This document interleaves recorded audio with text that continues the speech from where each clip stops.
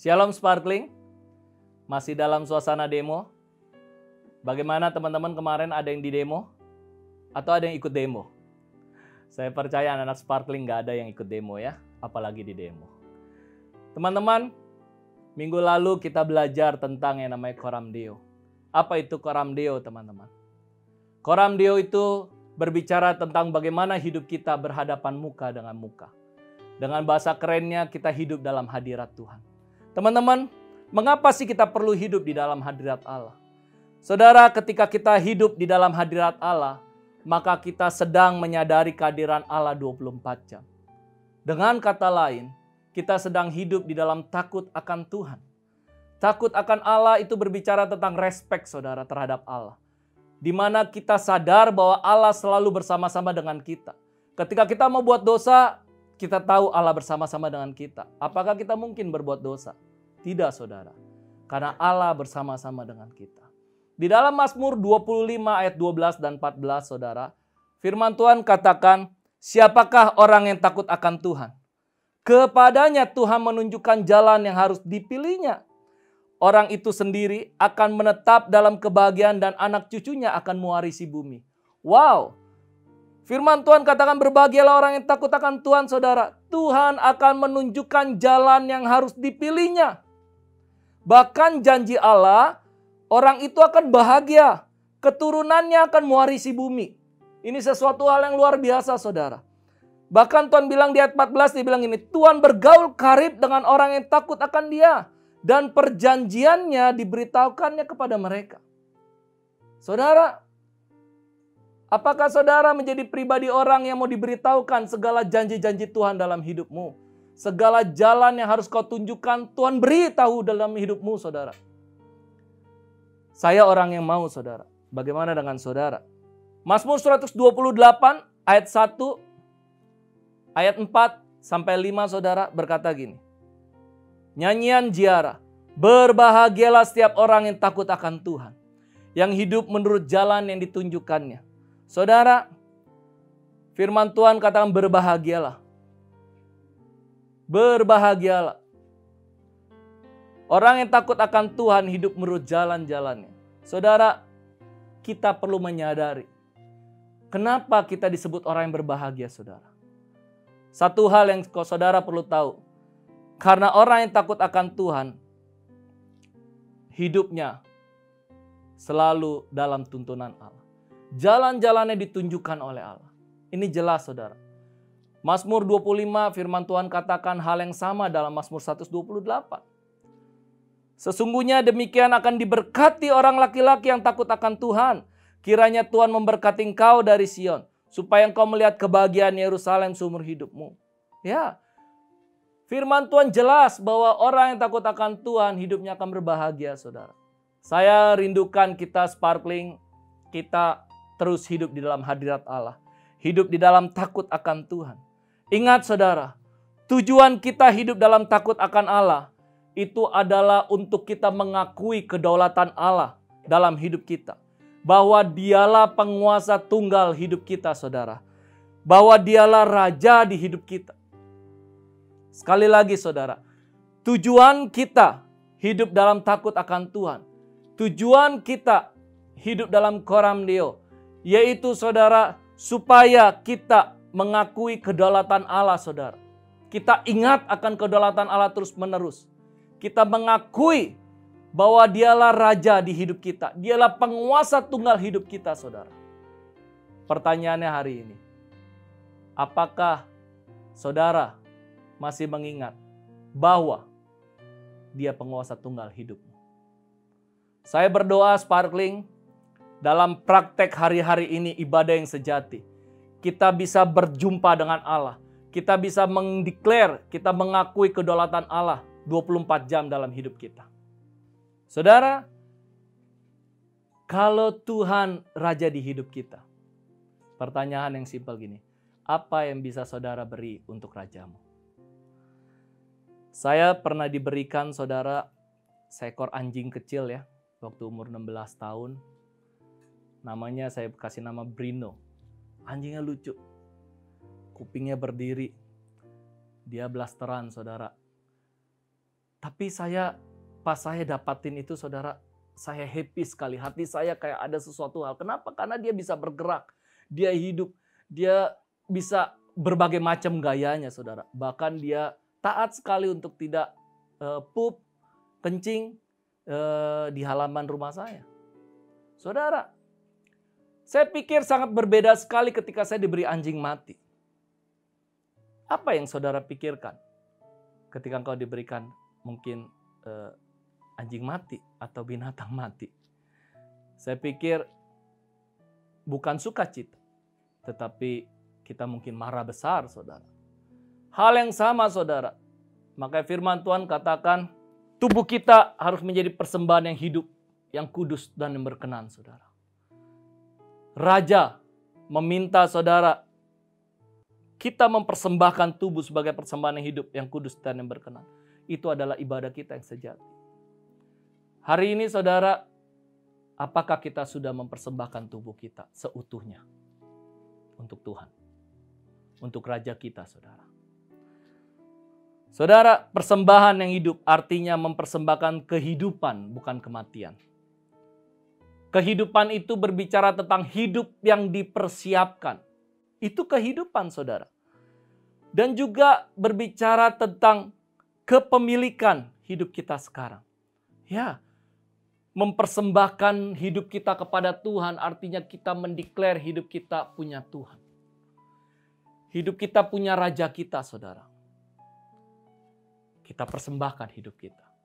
Dan saya mau bilang sama saudara hari-hari, dalam bahasa asli Yunani, itu paristemi atau parastesai, saudara. Mempersembahkan biasanya dihubungkan dengan protokol lingkungan kerajaan, saudara, atau istana. Ya, atau dengan kata lain, hadirat istana. Apa itu, saudara? Kita sedang menyediakan atau mengabdikan kepada raja. Itu artinya, saudara. Sekali lagi, mempersembahkan itu bahasa aslinya adalah paristemi atau parastesai, saudara. Artinya kita sedang menyediakan atau saudara mengabdikan kepada raja sesuatu. Apa sesuatu itu? Hidup kita. Kata yang sama, saudara, digunakan di dalam Lukas 2 ayat 22. Yaitu saat 8 hari bayi Yesus dibawa ke Yerusalem untuk diserahkan kepada Tuhan. Saudara, kata parastesai atau parastemi, saudara, digunakan di dalam kata menyerahkan. Apa artinya, saudara? Hidupnya dipersiapkan. Juga bicara, saudara, tentang kepemilikan. Jadi, saudara, ini hal yang jelas. Tuhan mau, bukan pemberian kita yang Tuhan kehendaki. Tapi Tuhan menghendaki hidupmu dan saya, saudara, menjadi persembahan yang hidup, yang kudus dan yang berkenan. Saudara, jadi persembahan yang hidup adalah penyerahan diri kita. Penyerahan diri kita, saudara. Untuk menempuh sebuah kehidupan yang baru. Sebuah keadaan yang baru, saudara. Yang menjauhi dosa, menentang kuasa dosa itu, saudara. Hal yang sama juga dengan persembahan yang kudus dan yang berkenan. Perkataan kudus, saudara, itu mencakup arti suci. Maka kekudusan atau kesucian itu bukan bahan yang jadi, yang langsung ada, yang langsung jadi, saudara. Tidak. Tapi itu kita peroleh untuk seterusnya kita miliki, saudara. Paulus memakai pula istilah ini, saudara, hagios, artinya kudus. Apa artinya, saudara? Seorang Kristen harus berupaya terus hidup semakin sesuai dengan kehendak Dia yang menjadi pemiliknya. Jadi hagios itu bagaimana kita berusaha terus-menerus menjadi pribadi yang sesuai dengan keinginan Tuhan. Saudara, itulah persembahan yang berkenan, saudara. Apakah kita hari-hari ini, saudara, masih berusaha untuk terus menjadi pribadi yang Tuhan mau, saudara? Ini pertanyaan buat hidupmu dan saya. Mari, saudara, kita mau lakukan ini setiap hari, terus-menerus. Persembahan apa sih yang kita bisa beri, saudara? Mungkin ada banyak orang bilang, apa sih? Saya bingung persembahan apa yang saya bisa beri. Saudara, gampang. Ada banyak persembahan yang kita bisa beri menjadi korban sehari-hari. Yaitu apa? Waktu kita. Berapa banyak hari-hari ini engkau terlalu menyayangi waktu tidurmu dibanding waktu saat teduhmu, waktu engkau cari Tuhan. Saya belajar tentang setiap hari mencari Tuhan, bahkan setiap pagi saudara, hari-hari ini saya selalu bangun jam 5 pagi untuk ikut doa pagi bersama-sama dengan keluarga besar Abba Love Palem. Siapkan waktu, korbankan kenyamanan hidup saya. Ya, korban apa lagi saudara? Hati dan pikiran. Mungkin hari-hari ini kita terluka. Atau mungkin hari ini kau melayani orang, kau ditusuk dari belakang, atau kau dimakan, istilah bahasanya makan teman saudara. Ya kita, maukah hari ini kau korbankan hati dan pikiranmu? Berapa banyak pelayanan hari-hari ini ketika engkau tidak lagi melayani di gerejamu, pikiranmu berhenti berpikir dalam melayani. Ayo hari ini beri persembahan pikiranmu kepada Tuhan. Ya, apalagi nafsu kita saudara. Nafsu itu bukan hanya berbicara hal yang najis, tetapi bicara juga nafsu makan kita. Sudah belum hari-hari ini saudara, kau persembahkan nafsu kita? Ya, karena bagaimanapun juga segala sesuatu yang berlebihan tidak baik buat hidup kita. Amin. Apalagi keinginan-keinginan kita harus persembahkan keinginan-keinginan kita saudara. Trauma kita, kekhawatiran masa depan. Engkau yang teens, nilai-nilai rapot ulanganmu saudara di sekolahan. Berapa banyak hari ini saudara kau persembahkan itu untuk Tuhan. Apalagi saudara, ya salah satunya terakhir adalah pergaulan dengan teman-teman kita. Kalau engkau mau serius ikut Tuhan, pergaulan yang buruk berusaha kebiasaan yang baik. Saudara, kita harus tinggalkan pergaulan yang buruk. Itu yang bisa kita persembahkan, itu yang bisa kita korbankan, saudara. Menjadi persembahan yang hidup, yang kudus dan yang berkenan. Bagaimana kita bisa praktek Coram Deo atau hidup di dalam hadirat Tuhan, saudara? Saya kasih unjuk sebuah rahasia buat saudara. Yaitu kita harus memiliki, saudara, sensitivitas terhadap Roh Kudus. Saudara, kita harus sensitif sama suara Roh Kudus hari-hari ini, saudara. Jangan-jangan Roh Kudus sudah berbicara banyak dalam hidup kita, tapi kita tidak mendengar. Kita tidak mendengar. Kenapa saudara? Ada banyak hal mungkin saudara, kita menutup telinga kita rapat-rapat akan suara Roh Kudus itu sendiri. Saudara, di dalam roh kita ada alarm yang disebut hati nurani. Tuhan memakai saudara hati nurani kita. Apa itu hati nurani? Hati nurani itu adalah alat yang Tuhan beri untuk membedakan yang benar dan yang tidak saudara secara cepat dan tepat. Tuhan pakai hal itu saudara. Supaya kita bisa langsung deteksi. Ini benar atau enggak. Saudara, begitu juga sama hidup kita. Saya pernah saudara, ada teman saya mau pakai nama saya, rekening saya untuk pinjam di bank. Hati saya gelisah, saya nggak tenang saudara, saya nggak bisa tidur. Akhirnya saya harus taat, saya harus ngomong saudara sama teman saya. Akhirnya saya bilang, tidak, saya tegas saudara dalam hal itu.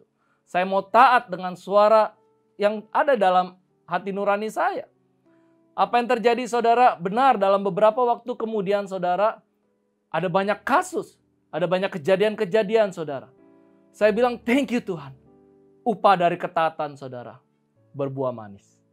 Bilang kanan kirinya saudara, kalau engkau ibadah berdua. Upah dari ketaatan berbuah manis. Ya, saudara, ketika kita hidup menyadari kehadiran Roh Kudus, maka dia jelas akan menjadi penolong kita.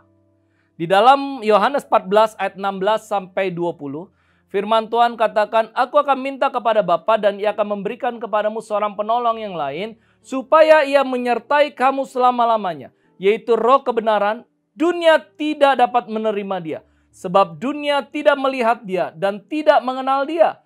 Tetapi kamu mengenal dia, sebab ia menyertai kamu dan akan diam di dalam kamu.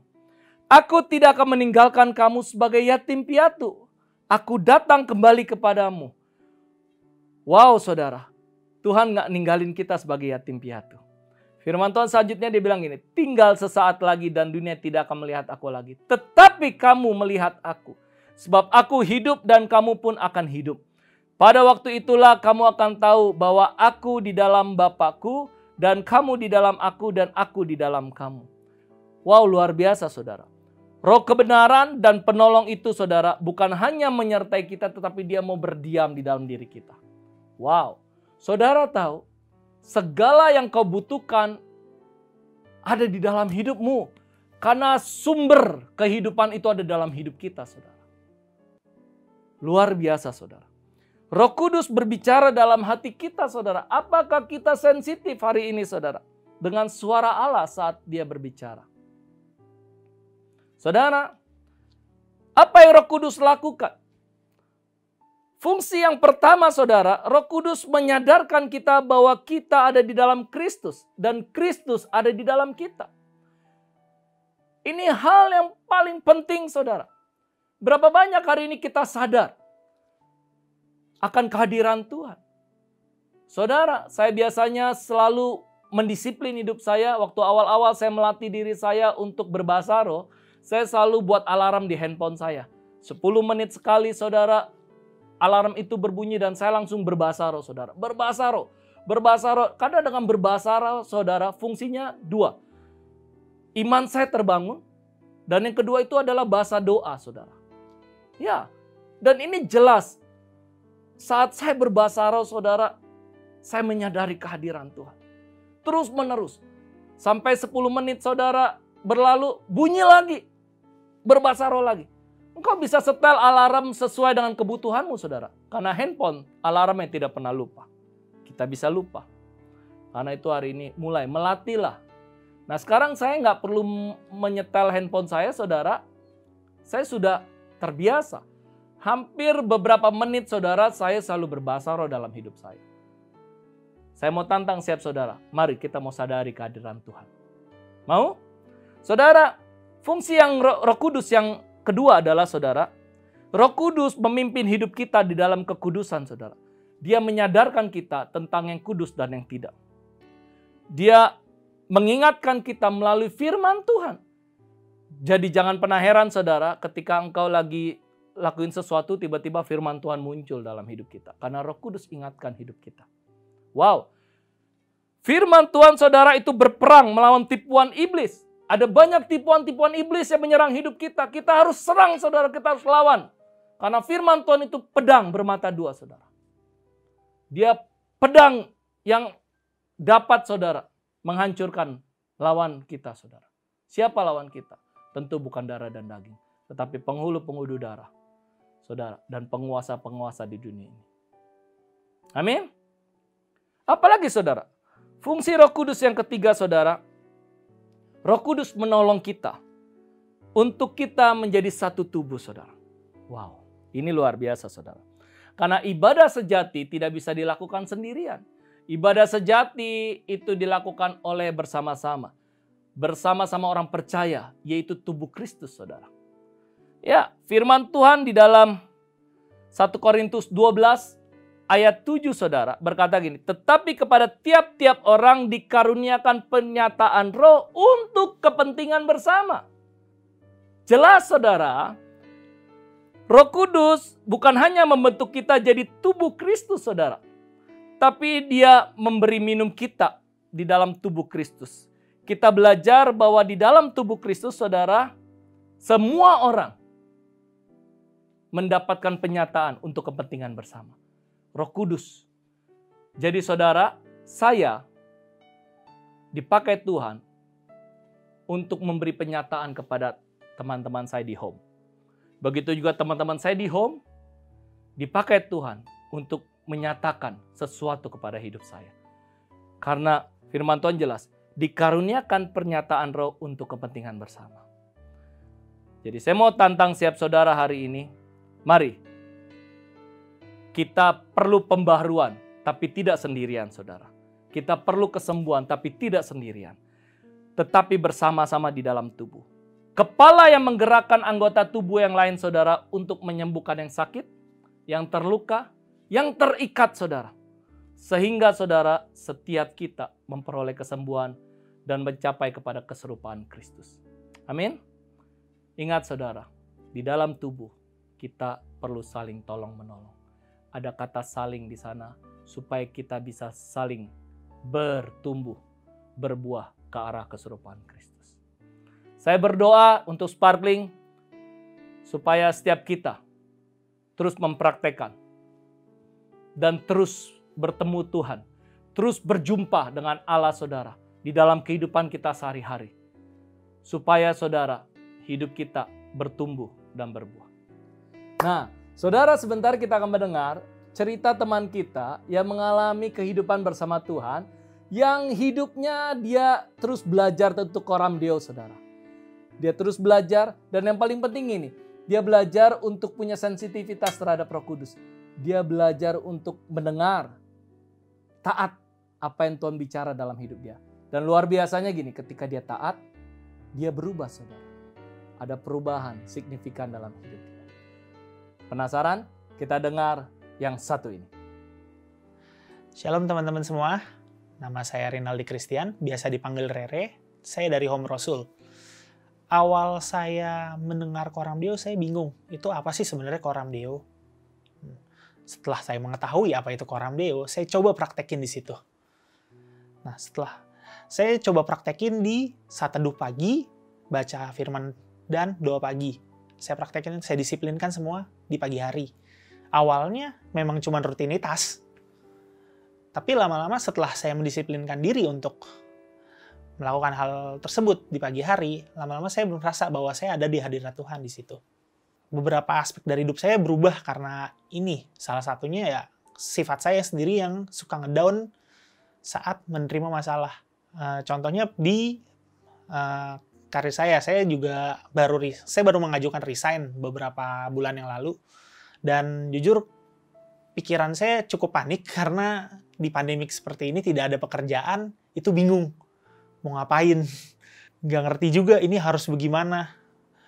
Mulailah takut di situ. Nah, tapi setelah saya mempraktekkan ini terus-menerus, ya damai sejahtera itu muncul di situ. Saya nggak takut lagi, karena saya percaya Tuhan pasti menjaga hidup saya. Nah, ayo coba kita praktekkan koram deo ini. Ini benar-benar menarik dan bagus banget. Halo teman-teman, namaku Vanda. Hari ini aku mau kesaksian tentang ibadah yang sejati. Hari-hari ini kita lagi belajar tentang bagaimana ibadah itu bukan seminggu sekali, tapi ibadah itu setiap hari. Nah, sebenarnya praktek ibadah yang sejati, praktek untuk koram deo itu sebelumnya aku pikir aku udah lakuin gitu. Bahkan sebelum pandemi, ketika lagi perjalanan ke kantor misalnya, biasa aku sambil dengerin lagu penyembahan atau sambil dengerin khotbah gitu. Nah, tapi hari ini ketika aku kembali belajar tentang koram deo, aku benar-benar belajar untuk kembali menyadari hadirat Tuhan dalam hal-hal kecil yang aku lakukan. Nah, Tuhan ada ingetin dua hal. Yang pertama, yaitu ketika aku terima gaji di bulan September lalu. Nah, jadi aku baru sadar selama ini gitu ya, ketika aku praktek koram deo, aku baru sadar bahwa selama ini ternyata kalau aku terima gaji, aku tuh lupa bersyukur gitu. Jadi, kalau terima gaji ya cuma kayak lihat, oh ada angka masuk ke rekening, hitung 10%, terus buat perpuluhan gitu. Nah, tapi hari ini ketika aku sadar aku terima gaji itu dan aku sadar aku lagi lakukan itu di hadirat Tuhan, Tuhan ingetin untuk aku bisa bersyukur. Teman-teman kalau dapetin uang dari papa gitu ya, uang jajan, teman-teman pasti bilang makasih kan. Nah, hari ini Tuhan ingetin bahwa oh aku punya maksudnya hal-hal yang udah jadi rutinitas, terima gaji setiap bulan, itu membuat kita suka lupa gitu ada hadirat Tuhan, dan Tuhan ingetin untuk bersyukur itu. Yang kedua, Tuhan ingetin justru di hal-hal yang mungkin teman-teman semua ngelakuin nih. Kita sebagai orang Kristen, kita sering nih ngelakuin kebiasaan ini, yaitu doa makan gitu ya. Kalau teman-teman makan sehari 3 kali, berarti minimal 3 kali kita doa makan.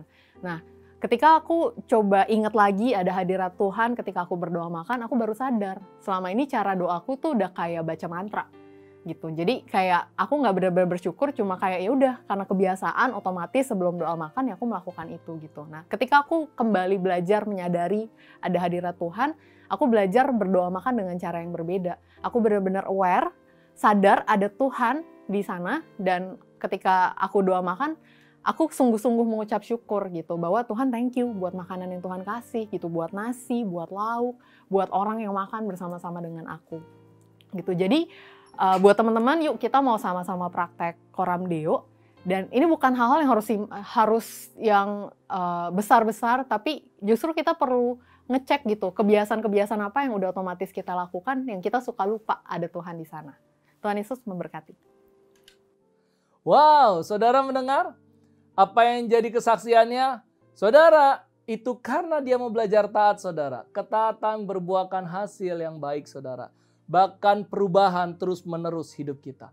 Tentu ke arah keserupaan Kristus, saudara.